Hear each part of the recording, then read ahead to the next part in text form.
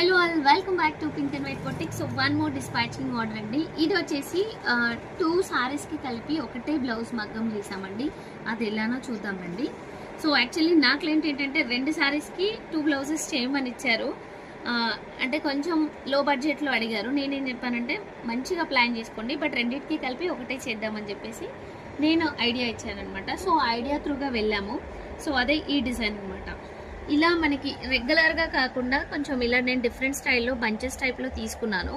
So actually నేను ఎలా plan చేశానంటే ఈ శారీలో వచ్చేసి గోల్డ్ అండ్ సిల్వర్ ఉంది, అండ్ ఇందులో మనకి పీచ్ కలర్కి గోల్డ్ కాంబినేషన్ ఉంది.